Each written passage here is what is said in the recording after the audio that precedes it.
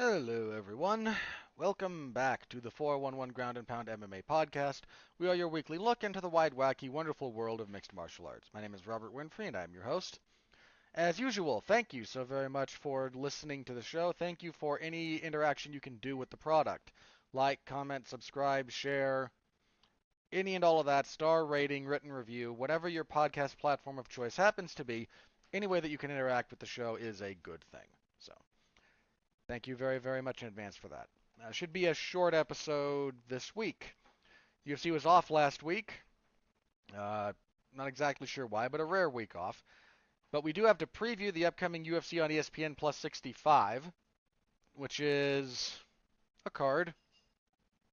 And then we have some news. Not not a whole lot. It's been kind of quiet on the MMA news front, at least. I mean, outside of the MMA sphere, there's been quite a bit, but I I don't always do the best job of keeping my discussion of other things outside of this show, but I try very, very hard to keep this MMA or other combat sports focused.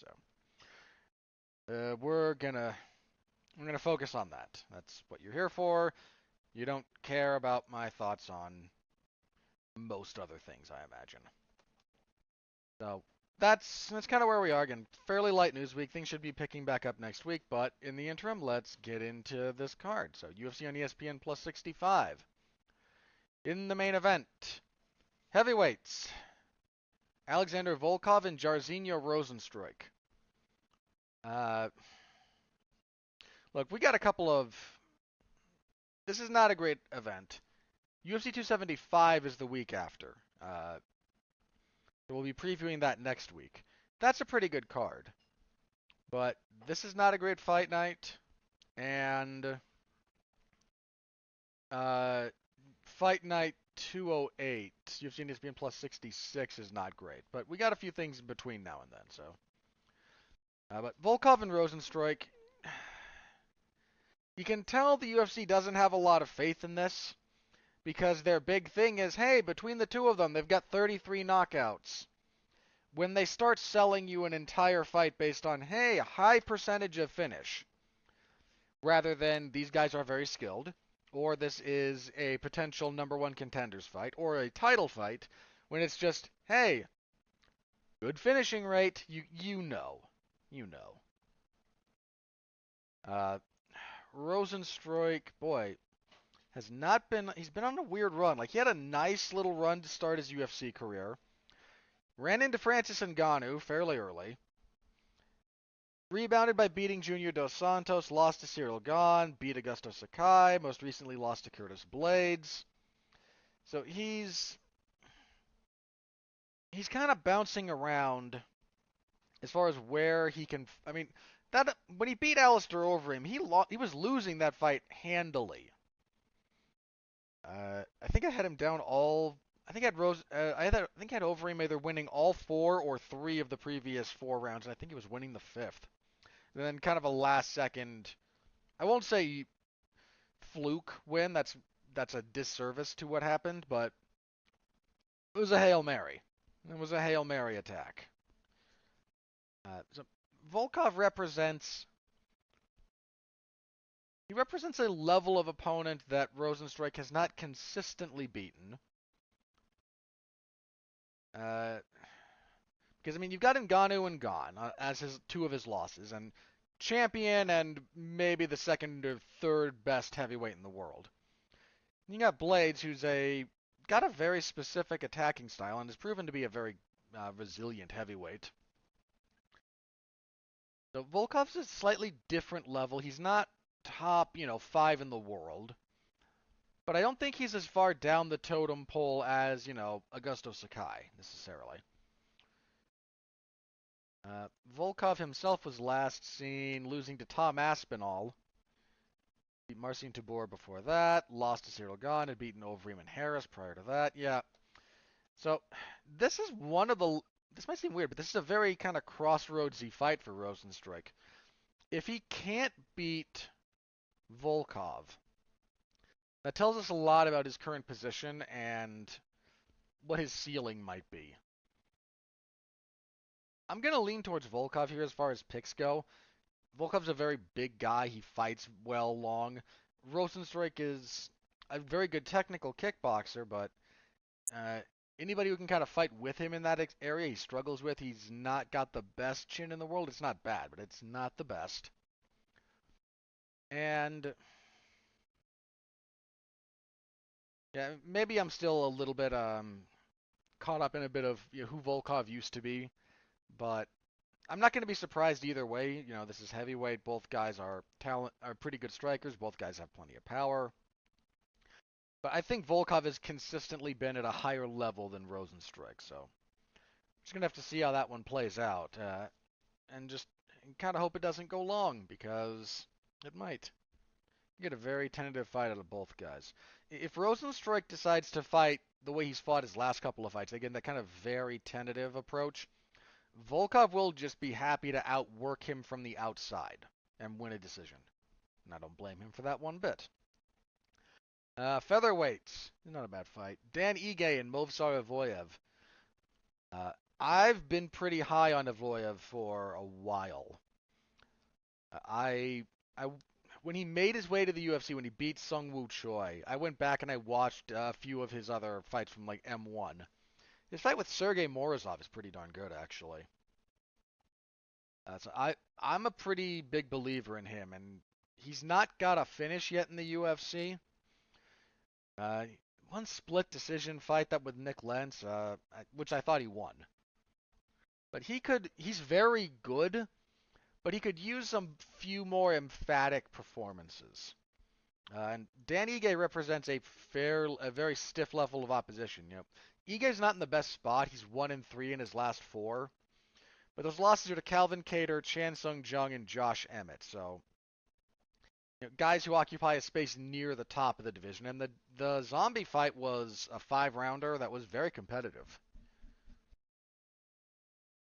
He kind of needs a win, and this is a big step up for Evloev. I mean, his best win. I'm not knocking who he's beaten so far, but it's been Sung Woo Choi, Enrique Barzola, Mike Grundy, Nick Lentz, and Hakeem Dawodu.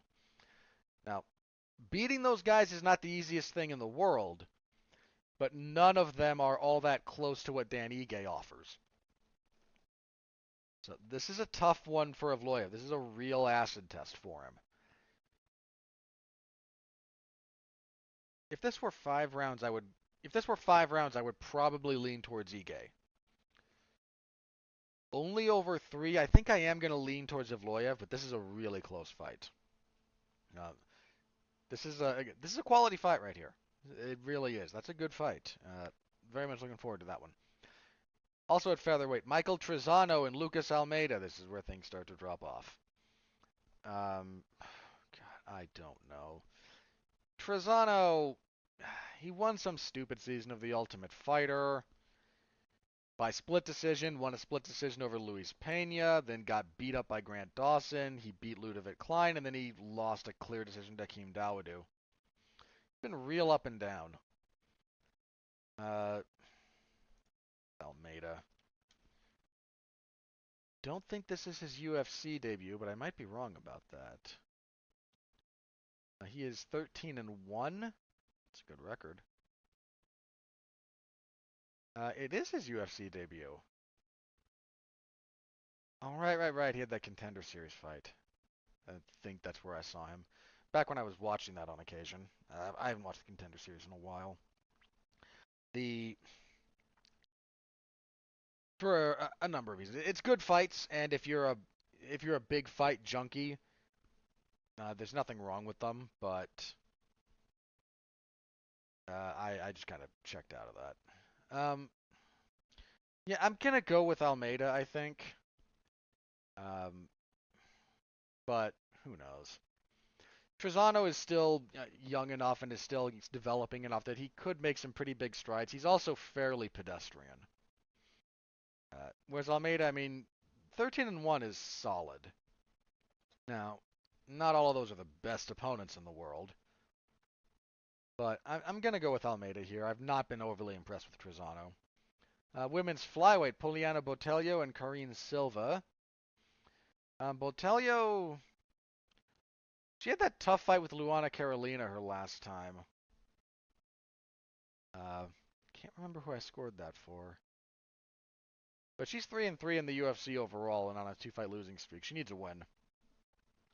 I believe this is Silva's UFC debut. Yeah, she is 14-4. I think I'm gonna go with Silva actually.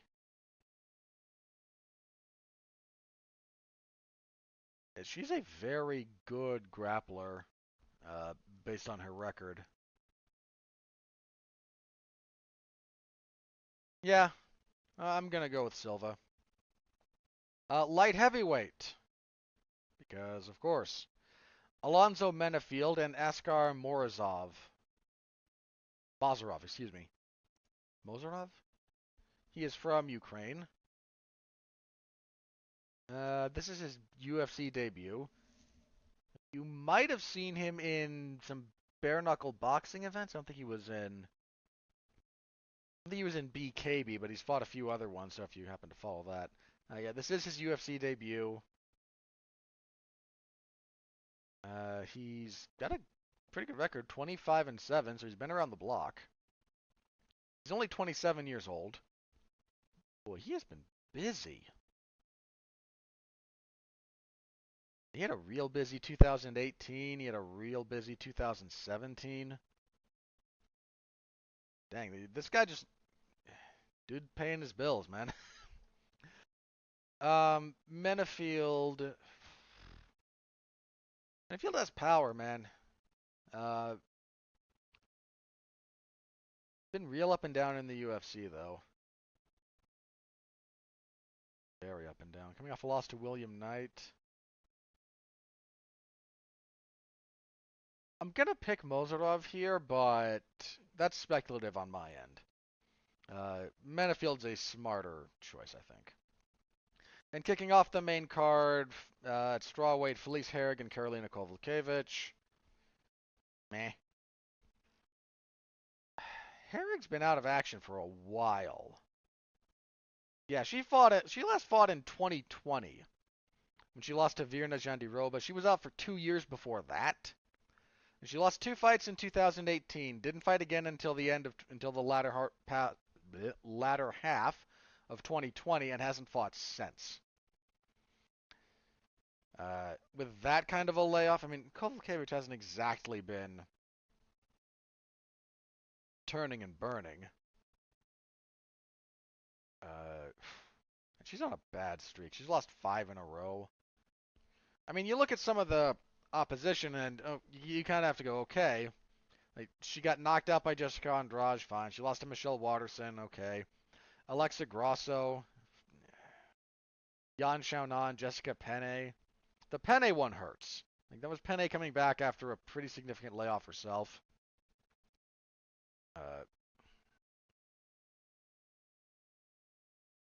I'm gonna pick Kowalkiewicz here, but this might be her last shot.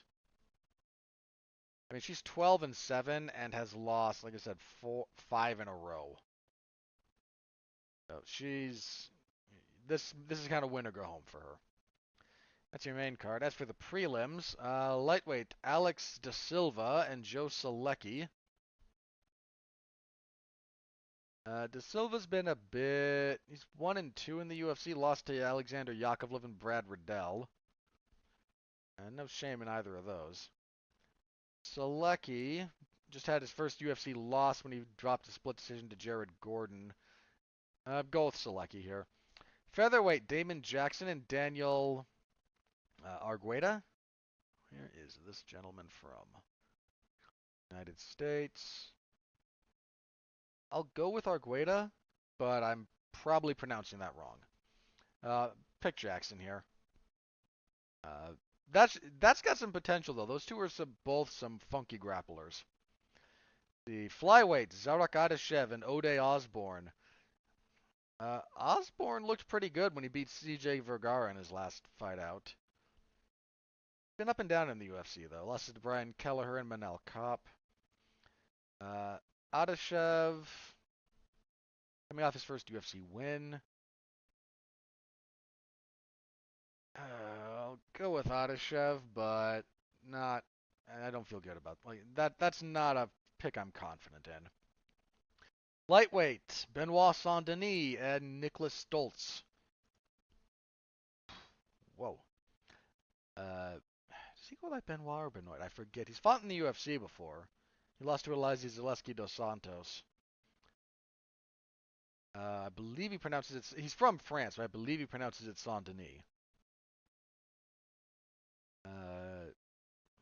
So if he goes Saint Denis, I wouldn't be shocked either. Like people are weird when they choose pronunciations like that. Stoltz is 0-2 in the UFC.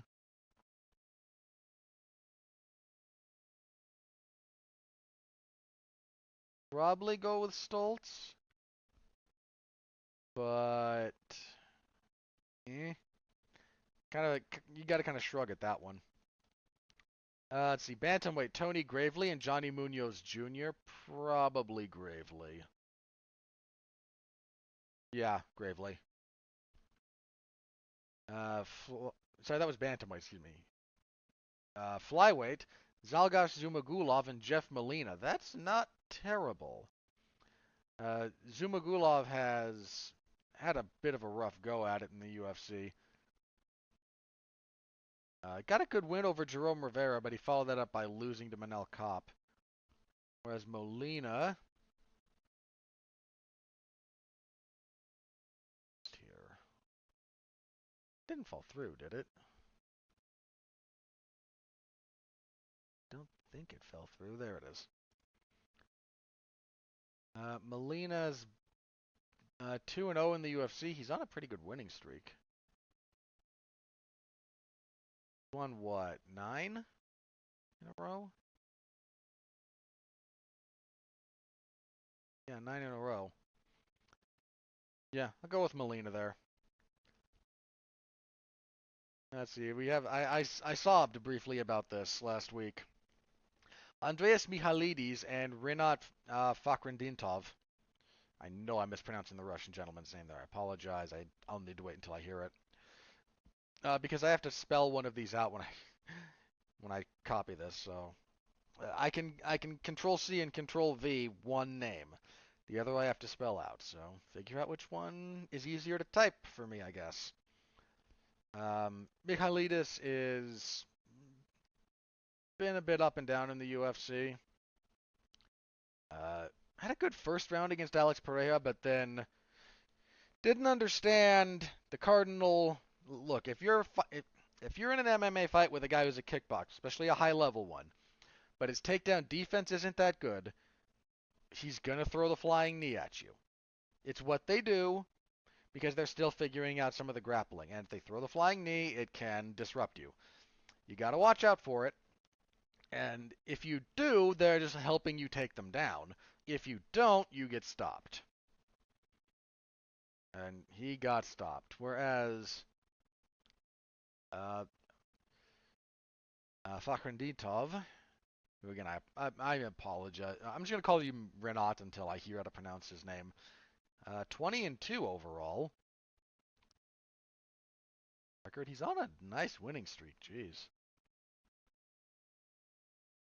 How long is that winning streak? Hang on. It's double digits, I think. 1, 2, 3, 4, 5, 6, 7, 8, 9, 10, 11, 12, 13. Yeah, 14 fights in a row. A couple of names you might recognize. He beat Eric Spicely in his last fight, who fought in the UFC a bit. Ravshan Akhmedov. Back in 2000. This guy's been fighting for a while, actually. Jeez, he debuted in 2013.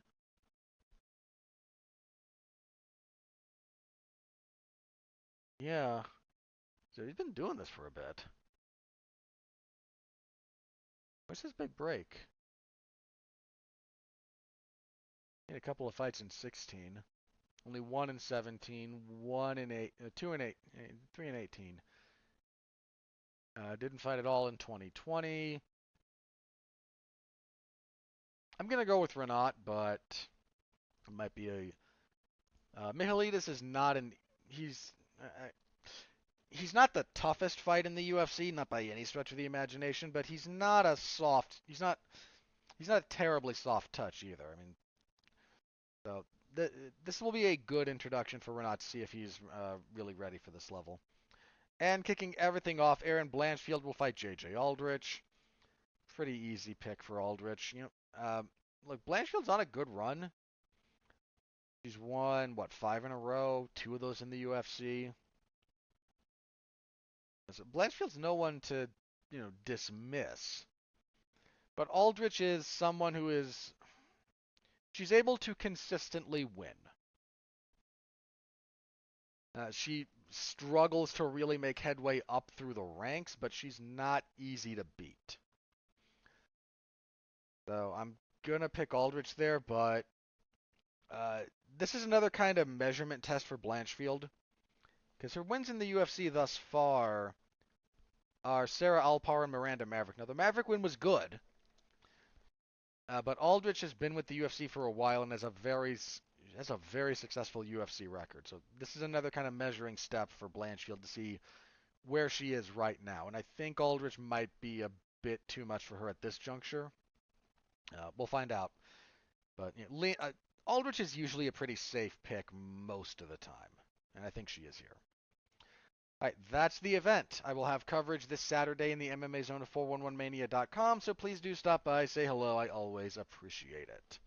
Told you it's going to be a short show. All right, the news is pretty sparse. UFC on ESPN Plus 66, which is a card I talked a little bit about in the past, because it was one that didn't have a proper date or whatnot. It's Fight Night 208. It is scheduled to take place June 25th. They've announced it. It's going to be at the Apex. And apparently the main event is going to be the lightweight fight on the card between Arman Tsarukyan and Mateusz Gamrot. That's not the fight I would have chosen. I think I've said this before.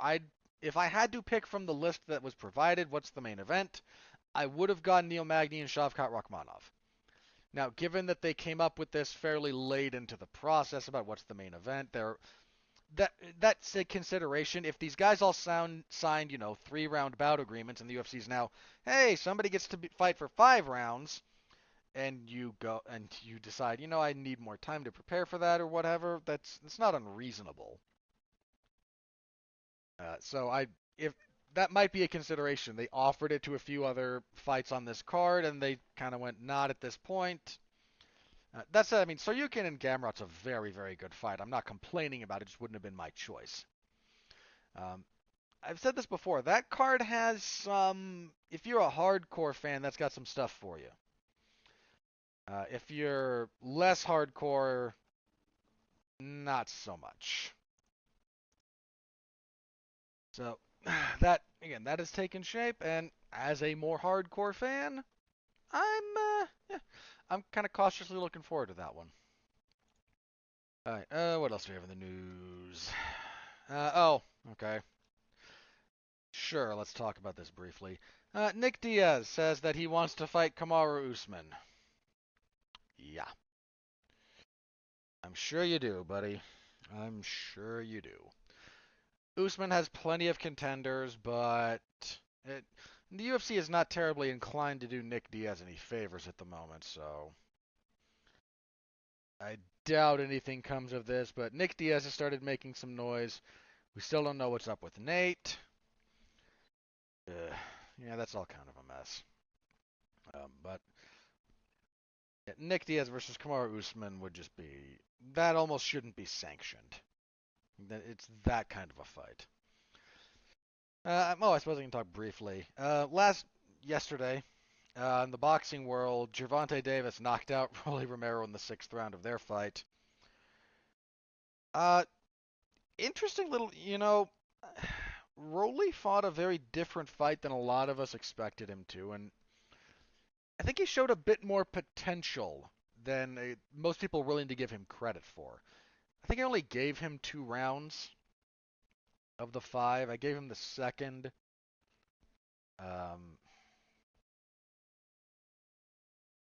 The other round that you could have argued was the 4th. The rounds he won were a bit more about Gervonta Davis, and It's more about what Davis did or didn't do than what Rolly did, if that makes any sense. Nice knockout from Davis in the sixth. Really nice left hand that Romero just kind of walked into. Yeah, I mean, not the best fight in the world, but not a bad one. So for those who care about boxing, just a little bit there. That's all I've got. Like I said, it's been a slow week, guys. Uh, so let me check Twitter for anything breaking MMA related, and if there's nothing there, we will do plugs and get out of here.